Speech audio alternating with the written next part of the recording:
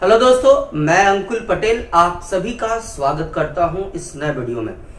आइए आज हम लोग पढ़ने वाले हैं पुष्प में कौन कौन से भाग पाए जाते हैं। आज उसी के बारे में हम लोग चर्चा करने वाले हैं। तो देखिएगा, पुष्प में मेनली रूप से दो पार्ट होते हैं, यानी कि दो भाग होते हैं। यानी कि पुष्प को या पुष्प में मेनली रूप से दो भाग। सबसे पहला एसेसरी पार्ट, इसी को बोलते हैं हेल्पर पार्ट। एसेसरी पार्ट को ही हेल्पर पार्ट बोला जाता है, हिंदी में इसको सहायक भाग कहती हैं। दूसरा जो है इसेंशियल पार्ट या रिप्रोडक्टिव पार्ट, जिसको हम लोग बोलते हैं आवश्यक भाग या जनन भाग। याद रखिएगा, पुष्प में मेनली रूप से दो भाग होते हैं, जिसमें जो है सबसे पहला जो है एसेसरी, जिसको बोल रहे थे, या इसको हम लोग बोल रहे थे हेल्पर पार्ट। और दूसरा जो हो गया आपका इसेंशियल पार्ट या रिप्रोडक्टिव पार्ट, जिसको हम लोग क्या बोलते हैं आवश्यक भाग या जनन भाग कहते हैं। तो ये चीजें ध्यान रखिएगा कि पुष्प में मेन रूप से दो भाग यानी कि दो ही पार्ट प्रेजेंट होता है, और वो कौन कौन है वो आपको बताया गया। अब बात यहां पर ये आती है कि एसेसरी पार्ट यानी कि हेल्पर पार्ट, पुष्प में कौन कौन हेल्पर पार्ट होता है, किसको हेल्पर पार्ट या एसेसरी पार्ट के अंतर्गत रखा गया है, उसके बारे में हम लोग चर्चा करने वाले। तो देखिएगा, सहायक भाग यानी कि हेल्पर पार्ट या एसेसरी पार्ट मेनली रूप से दो होता है, यानी कि पुष्प में दो हेल्पर पार्ट होती है, जिसमें से सबसे पहला है कैलिक्स। सबसे पहला जो है वो है कैलिक्स, और दूसरा जो है कोरोला। दूसरा क्या है? कोरोला है। तो ये चीजें याद रखिएगा, यानी कि पुष्प में सहायक भाग के भी दो पार्ट है, और वो है कैलिक्स और कोरोला। अब हम लोग सबसे पहले समझने वाले हैं कैलिक्स के बारे में। कैलिक्स को हम लोग बोलती हैं बाह्य दल पुंज। क्या बोलते हैं? बाह्य दल पुंज। अब बताया जाता है कि ये बाह्य दल पुंज होता कहां पे है? तो ये सबसे नीचे होता है, पुष्प के सबसे आधारीय भाग में प्रेजेंट होता है आपका बाह्य दल पुंज, और यह पत्ती के समान संरचनाओं के मिलने से बना होता है। यहाँ पे जो आपको फिगर दिखाई पड़ रही है, ये जो है आपका नीचे होता है, पुष्प के सबसे नीचे वाले हिस्से में देखिएगा, कोई भी फ्लावर लीजिएगा तो ग्रीन ग्रीन ग्रीन पत्ती के समान संरचना बहुत सारा आपको मिलेगा, और इसी संरचना को हम लोग बोल देती है क्या? तो इसको बोलते हैं आप बाह्य दल पुंज। बोलिए। अब बताया जाता है कि ये जो बाह्य दल पुंज है, इस प्रकार की संरचनाओं से मिलकर के बना होता है। ये जो आपको दिखाई पड़ रहा है, यानी कि ये बहुत सारा जो है इस प्रकार की संरचना मिलकर के ये बना हुआ है सारा का सारा। तो ये सिंगल संरचना को हम लोग क्या बोलेंगे? सिंगल स्ट्रक्चर को। तो बताया जाता है कि इसके इकाई को जो है हम लोग बोल देते हैं सेपल, यानी कि बाह्य दल। पुंज हटा गया क्योंकि अब समाप्त हो गया समूह, यानी कि अब अकेले है, यानी कि सिर्फ बाह्य दल इसको बोल देंगे। यानी कि बाह्य दल के मिलने से ही बाह्य दल पुंज का निर्माण हुआ है, यानी कि बाह्य दल पुंज यानी कि कैलिक्स के इकाई को हम लोग क्या बोलते हैं? सेपल बोलते हैं। ये आपका जो है ये जो है संरचना, ये टोटल, इसको हम लोग कैलिक्स बोलेंगे, और इसको जो है हम लोग क्या बोल देंगे? इसको जो है सेपल बोल देंगे। तो ये चीजें याद रखिएगा, यानी कि कैलिक्स के इकाई को यानी यूनिट को यहां पे देखिए लिखा हुआ है सेपल। अब बात यहां पर ये आता है कि सेपल का कलर कैसा होता है?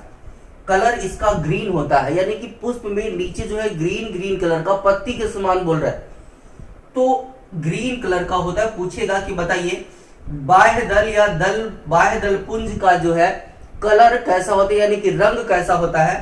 तो ये ग्रीन कलर का होता है।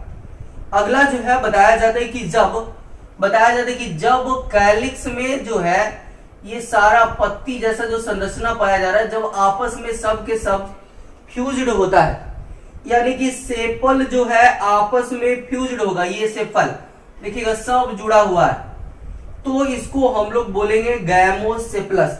यदि किसी पुष्प में ये जो पत्ती के जैसा संरचना पाया जा रहा है सब आपस में जुड़ा हुआ है, तब उसको बोल देते हैं हम लोग गैमोसेपलस। क्या बोलते हैं? गैमोसेपलस।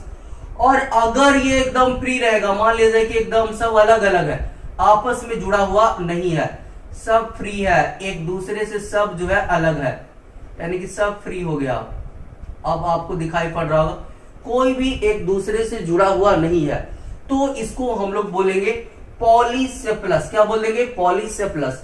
कहने का मतलब जब ये सेपल जो है आपस में जुड़ा हुआ रहेगा, फ्यूज्ड रहेगा, तब उसको हम लोग बोलेंगे गैमोसेप्लस। और जब ये आपस में जुड़ा हुआ नहीं रहेगा, एक दूसरे से फ्री रहेगा, तब उसको हम लोग बोलते हैं पॉलीसेप्लस। तो ये चीजें याद रखिएगा। आपको बहुत सारी चीजें बता दी गई है। सबसे पहले कि हेल्पर पार्ट दो बताया गया, एक कैलिक्स और दूसरा कोरोला। कैलिक्स किसको कहते हैं? तो बाह्य दलपुंज को कहते हैं, और इसकी इकाई को हम लोग सेपल कहते हैं। अगर कोई पूछता है कि कैलिक्स की यूनिट क्या होता है, इकाई क्या होता है, तो आप याद रखिएगा सेपल। पूछेगा सेपल का कलर कैसा होता है, तो ग्रीन कलर का होता है। और याद रखिएगा अगर सेपल आपस में फ्यूज्ड रहेगा तो उसको क्या बोलेंगे? गैमोसेप्लस बोलेंगे। और अगर फ्री रहता है तो उसको हम लोग पॉलीसेप्लस कहते हैं। चलिएगा, तो ये था आपका जो है कैलिक्स के बारे में। और इसी प्रकार से हम लोग आगे बढ़ते हैं और चलते हैं कोरोला की ओर। अब देखिएगा कोरोला को हम लोग बोलते हैं दलपुंज। क्या बोलते हैं? दलपुंज। और इसके यूनिट यानी कि इकाई को हम लोग बोलते हैं पेटल। इसके यूनिट यानी कि इकाई को बोलते हैं पेटल, यानी कि दल या पंखुड़ी इसको बोलते हैं। अब बताया जाता है कि ये जो दल या पंखुड़ी है इस कैसे होता है। देखिएगा कोरोला का मतलब होता है, देखिएगा आप जो है पुष्प में आप देखिएगा कि बहुत सारा जो पुष्प है उसकी जो पंखुड़ियां होती है, वो सारे पंखुड़ियों को एक साथ, जितना भी कलरफुल पार्ट होता है उसको एक साथ में जो है कोरोला बोला जाता है, यानी कि दलपुंज बोला जाता है। लेकिन जब पंखुड़ियां अलग अलग हो गया, यानी कि ये जो है दलपुंज बना हुआ किससे रहेगा? तो पंखुड़ी से बना हुआ रहता है। समझ रहे ना बात को? जैसे कि पुष्प है कोई, और पुष्प में देखिएगा तो बहुत सारा कलरफुल पार्ट होता है, तो सारे कलरफुल पार्ट को हम लोग कोरोला बोल देंगे, यानी कि दलपुंज बोलेंगे। लेकिन उसमें सभी पंखुड़ी को अलग अलग कर दीजिए, यानी जितना भी कलरफुल पार्ट है सबको अलग अलग कर दीजिए, तो वो जो है आपका क्या कहलाएगा? पेटल। यानी कि दलपुंज के इकाई को जो है हम लोग बोलेंगे पेटल, यानी कि दल या पंखुड़ी। अब बताया जाता है कि पंखुड़ी जो है इसका कलर कैसा होता है? तो कलर्ड होता है। किसी भी कलर का हो सकता है, येलो कलर का भी हो सकता है, आपका ग्रीन नहीं होगा, हो भी सकता है, ऐसा कोई जरूरी नहीं है। लेकिन ऐसे जो है कलरफुल होता है, ग्रीन छोड़ करके बाकी और कलर के होते हैं, जैसे येलो हो गया, पिंक हो गया, रेड हो गया, व्हाइट हो गया, ये सारे कलर के आपके पेटल हो सकते हैं। चलिएगा, और देखिएगा इसका कलर तो कलर्ड हो गया, फ्यूज्ड रहेगा। अगर आपस में सभी के सभी पेटल, यानी कि जितना भी कलरफुल पार्ट है उस सब अगर आपस में जुड़ा हुआ रहेगा, तब उसको हम लोग बोलेंगे क्या? गैमोपेटलस। अगर एक दूसरे से फ्री रहेगा, जितना भी कलरफुल पार्ट है सब सिंगल सिंगल इसी प्रकार से अलग अलग रहेगा, तो उसको हम लोग बोलते हैं पॉलीपेटलस। तो ये चीजें याद रखिएगा। अगर फ्यूज्ड है तो क्या बोलेंगे? गैमोपेटलस। अगर फ्री है एक दूसरे से तब उसको हम लोग बोलेंगे पॉलीपेटलस। तो अब तक जो है बहुत सारी चीजें बताई गई और आपको समझ में भी आ रहा होगा। याद रखिएगा फ्लावर के मेनली रूप से दो पार्ट होते हैं, एसेसरी पार्ट जिसको हम लोग हेल्पर पार्ट बोले, और बताया जाता है कि इसमें जो है हेल्पर पार्ट में दो पार्ट आते हैं फ्लावर के, एक है कैलिक्स और दूसरा है कोरोला। कैलिक्स के यूनिट को क्या बोलते हैं? सेपल बोलते हैं, ये याद रखिएगा। कैलिक्स के यूनिट या इकाई को हम लोग सेपल बोलते हैं, और सेपल का कलर ग्रीन होता है। अगर सेपल आपस में फ्यूज्ड रहेगा तो उसको गैमोसेप्लस बोलेंगे, अगर फ्री रहेगा तब उसको हम लोग पॉलीसेप्लस बोले। उसी प्रकार से देखिएगा कोरोला की यूनिट यानी कि इकाई को हम लोग पेटल कहते हैं, यानी कि दल या पंखुड़ी कहते हैं। और इसका कलर जो है कलर्ड होता है, किसी भी कलर का हो सकता है। और अगर ये पेटल जो है आपस में फ्यूज्ड होगा तब उसको हम लोग गैमोपेटलस बोलते हैं। और अगर आपस में फ्री रहेगा, एक दूसरे से कनेक्टेड या जुड़ा हुआ नहीं रहेगा, तब उसको हम लोग क्या बोलेंगे? पॉलीपेटलस बोलते हैं। तो ये था हम लोग का एसेसरी पार्ट यानी कि हेल्पर पार्ट के बारे में, और इसको ध्यान रखिएगा। और ये टेबल से ही आप याद करने का प्रयास कीजिएगा कि कौन हेल्पर पार्ट है। पूछेगा एग्जाम में कि निम्न में कौन हेल्पर पार्ट है, बहुत सारा नाम दिया हुआ रहेगा, आपको पहचानना रहेगा। तो याद रखिएगा दो ही मेनली रूप से हेल्पर पार्ट होता है, कैलिक्स और कोरोला। चलिएगा अब आगे बढ़ते हैं एसेंशियल पार्ट की ओर या रिप्रोडक्टिव पार्ट की ओर। देखिएगा एसेंशियल पार्ट क्या होता है या रिप्रोडक्टिव पार्ट क्या होता है। देखिएगा ये जो आपको दिखाई पड़ रहा है, ये दोनों जो है आपके पुष्प का जो है एसेंशियल पार्ट है। एक का नाम है एंड्रोसियम यानी कि जिसको हम लोग बोलते हैं पुमंग, और दूसरा है गाइनोसियम यानी कि जायब। यानी कि ये दोनों जो है पुष्प का कैसा भाग है जी? एसेंशियल पार्ट है, यानी कि रिप्रोडक्टिव पार्ट है। इसको हम लोग जनन भाग भी कह सकती हैं, या इसेंशियल यानी कि आवश्यक जो है भाग है।